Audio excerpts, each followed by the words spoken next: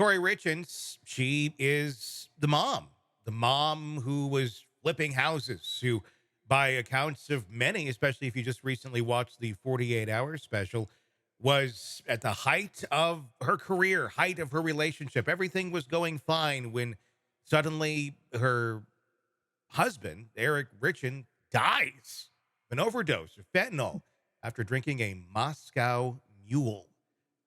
Was this an overdose that was self inflicted on accident by Eric himself? Was this a poisoning?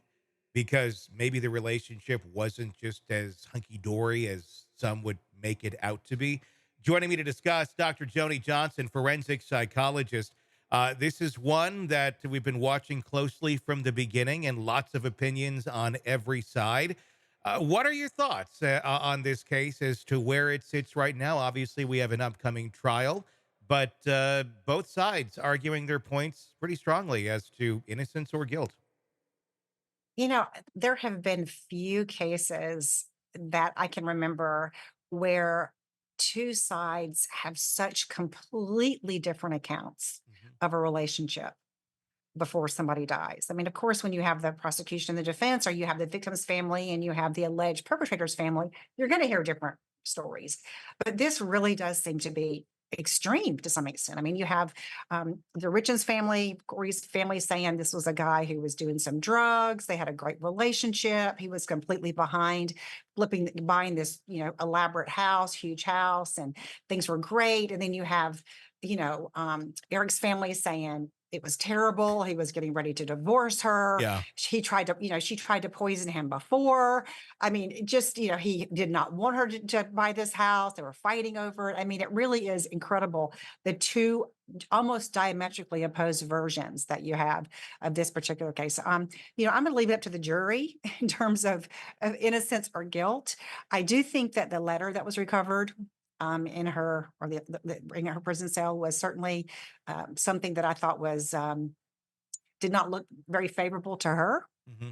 And so I think she's going to have a tough road to hoe I mean, when she goes to yeah, I trial. mean, that letter, that was one real damning piece that seemed to come into play. I mean, obviously, after the fact of the murder or the suicide or the accidental overdose, whatever it actually was, that, didn't need to dig her the hole even further that she was already going down. It seemed to be kind of a veiled attempt at communicating with her family about what she'd want them to testify to, or the story that she wanted them to follow along with. What's your take on that? I mean, is she just that dumb that she thought that this wouldn't be found, or that this, I mean, anything that comes and goes out of the prison is going to have someone be taking a look at, especially something this high profile. Again, was this just someone obviously who didn't have a lot of experience being in prison, not really realizing the extent as to what is looked at when trying to communicate with the outside?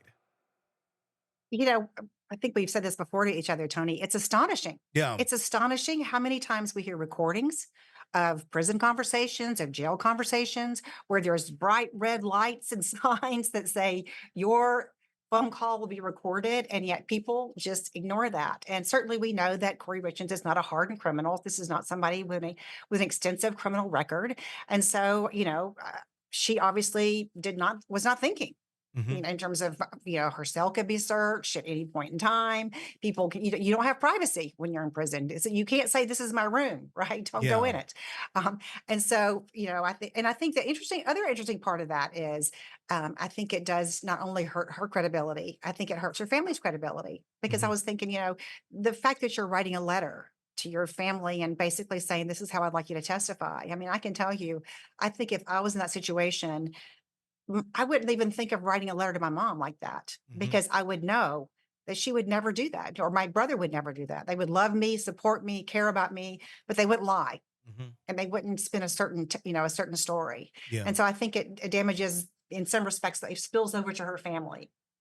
Were you at all surprised by the diametrically opposing stories from both families?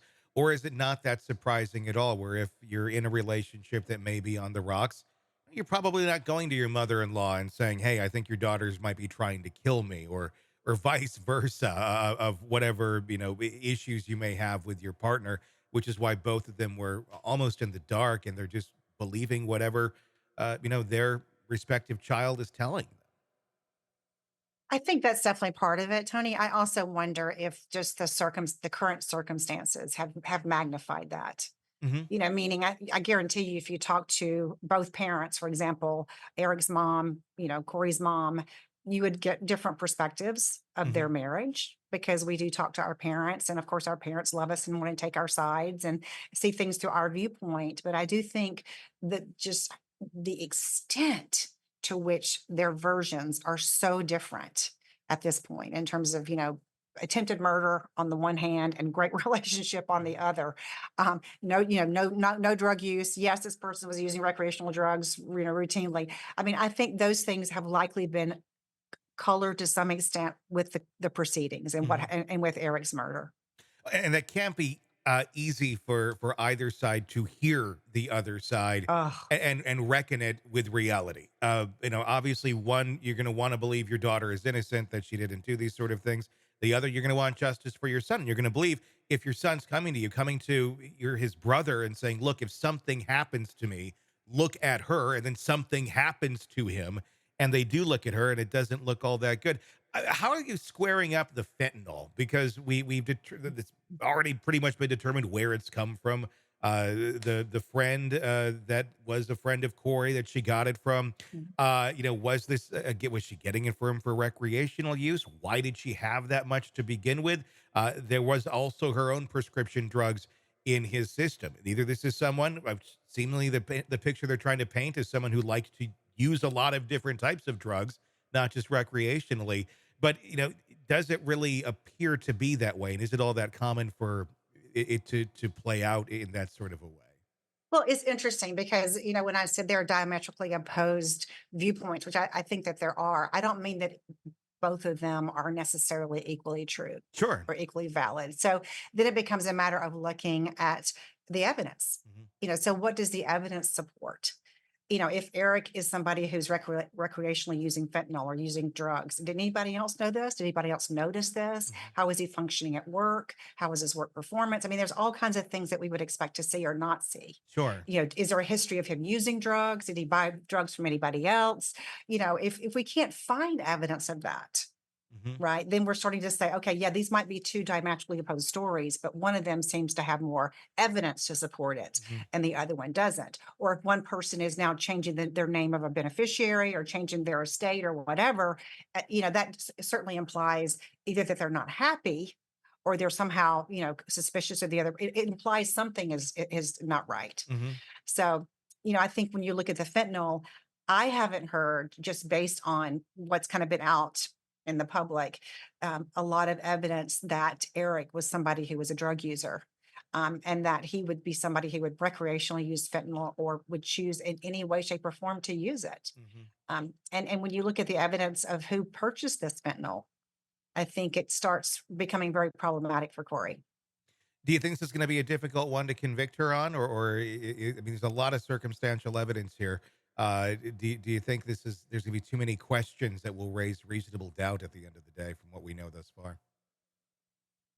Juries are very hard to predict, which is why I'm glad I'm not an attorney. Hmm. But I think if I had to bet at this point, which I would never do, to bet on Mhm. anybody's freedom, I would Sure. I would think that I would bet that Corey is going to get convicted. Yeah. It'll be interesting to see what happens between now and Mm. when we actually have a trial date. What more comes out of that cell, because more continues to Yeah. apparently come out. Hey, it's Tony Brueski. If you like the podcast, be sure to like, subscribe, and press that bell so you don't miss any of our updates on the cases we're following for you right here at the Hidden Killers podcast from True Crime Today. And thanks